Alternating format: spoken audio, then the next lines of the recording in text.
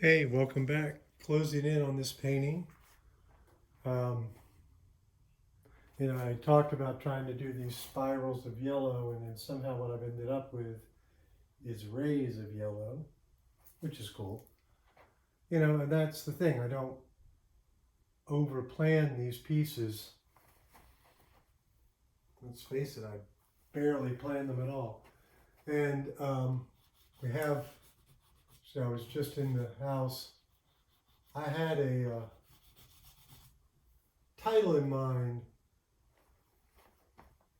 that many may not have gotten the reference. Because I had considered, the whole idea of the cosmos and the spiral and the, Milky Way spiral of infinity, of, the cosmos is in the great heavens, if you will, the space, the final frontier. And so there was a show that aired on PBS, and Carl Sagan, who's long dead, and he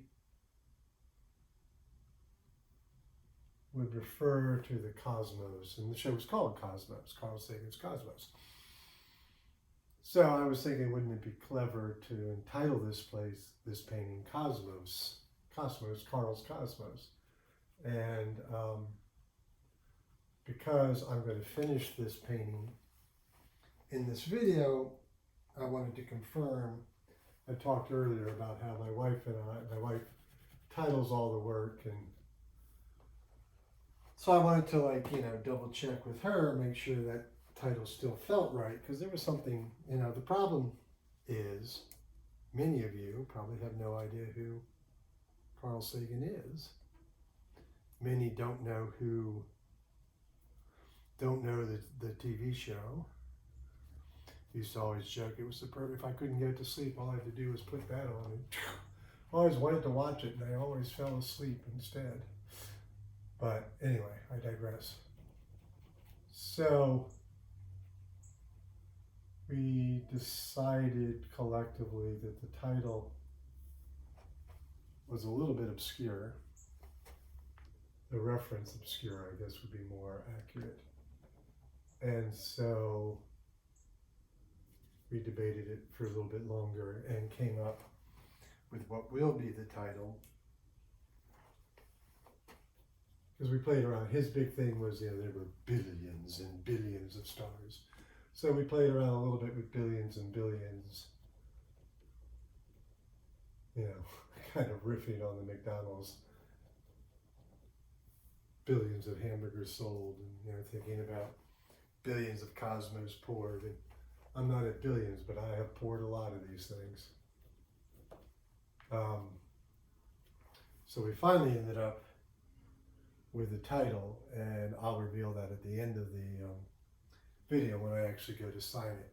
So I'm just going to work through these last, 6 cosmos and this upper corner here, and the painting will be done. So I'm continuing to fight the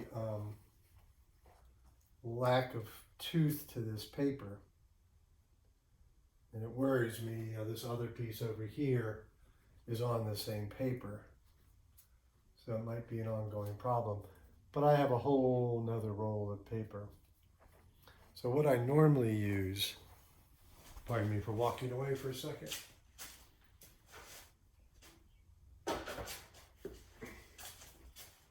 is this Arches paper. It's this particular paper is Tutankhamun, and it's a cold pressed paper.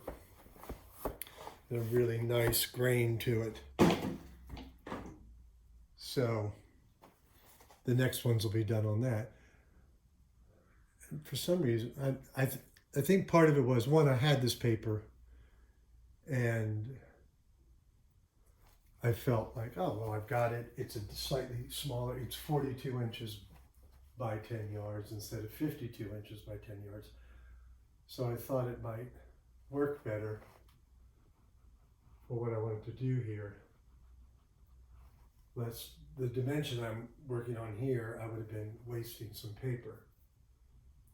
And you know,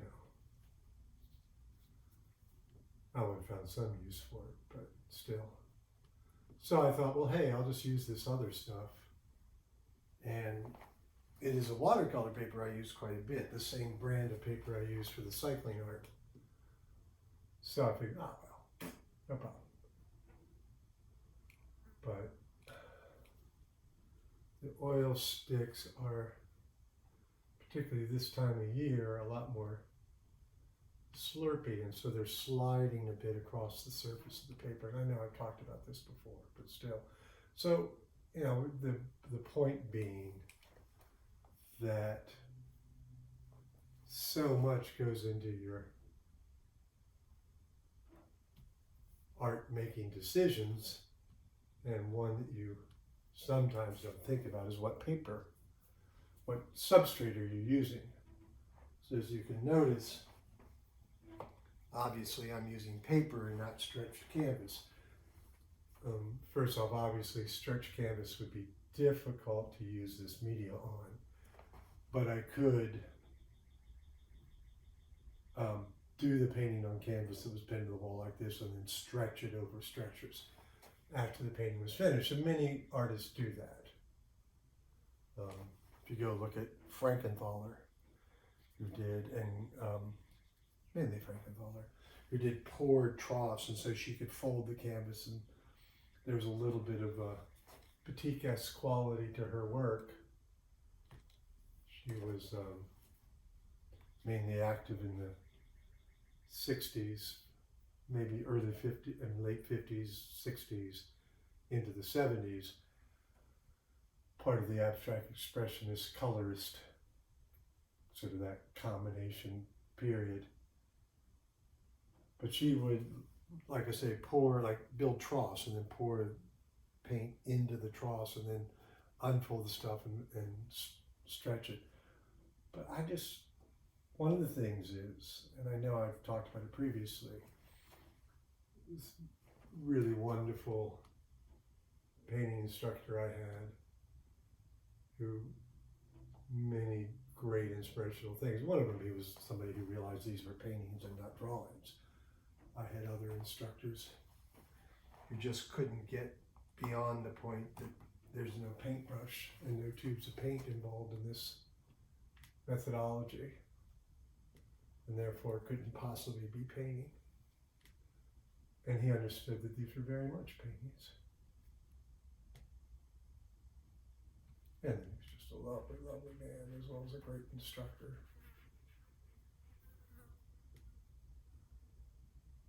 As was his wife, Jean. Actually, if you read Joe Hopper's book, there's a story about when he comes to Richmond, Hopper does, to judge the very first annual juried exhibition at the Virginia Museum. He stays with a lovely couple named Jewett and Jean. She's very enamored with them.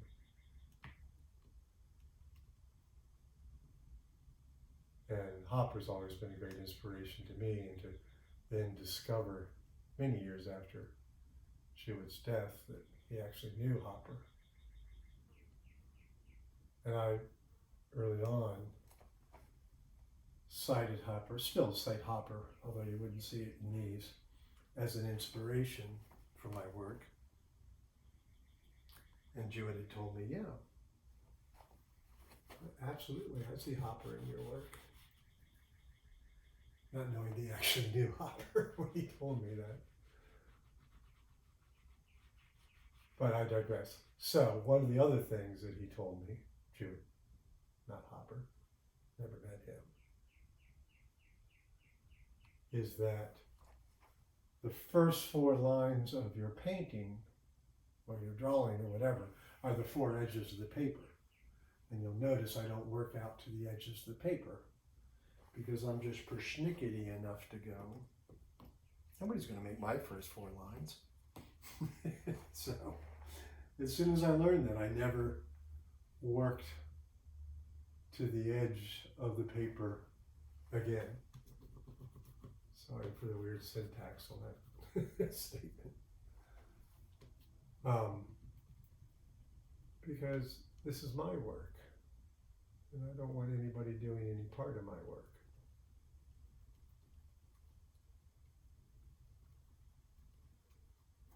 Now on Instagram, somebody actually noticed in these paintings a bit of a callback to another artist,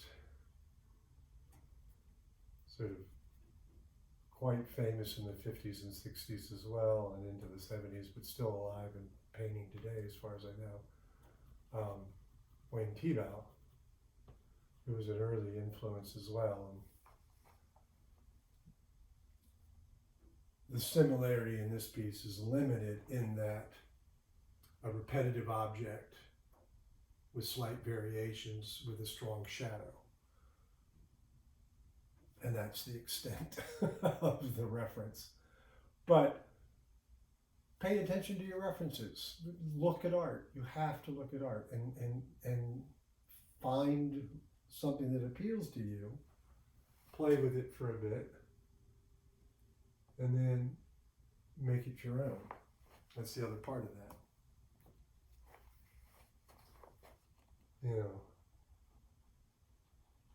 we all find inspiration in many, many places. And it doesn't have to be limited to visual artists. You know, many of us find writers or, I mean, you could make the argument that many scientists inspire us. Carl Sagan. As, you know, as a role model, as a, you know, take something and go somewhere else with it, go somewhere it hasn't been before. I wouldn't be so bold as to say my art fits that description, but then again, I don't know anybody who does what I do. And they're, you know, and I don't do what many other people do. So I'm blathering now. So there was a bit of a slurp of a color I don't want outside of the glass. So you can just take the blade and scrape it off. But I'm going to switch to time lapse again so you can watch this piece get finished. And then I'll take you through the signing process and a close look at it. So see you in a few.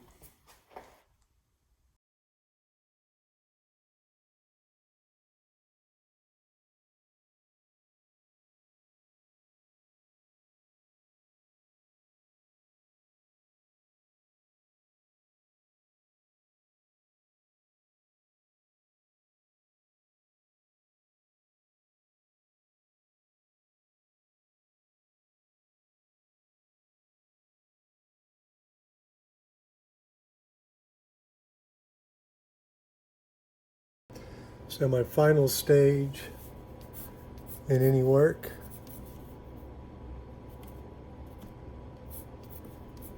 is to title illegibly and sign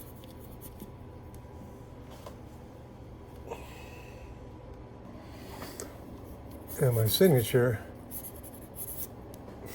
is oftentimes equally illegible. What is today's date? Oh, today is my eldest son's birthday.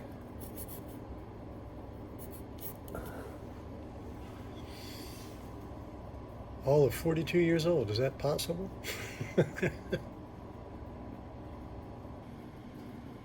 And now that it's signed, titled, and dated,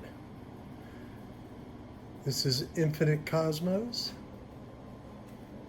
I thought I'd give you a quick, admittedly shaky hand tour through the painting.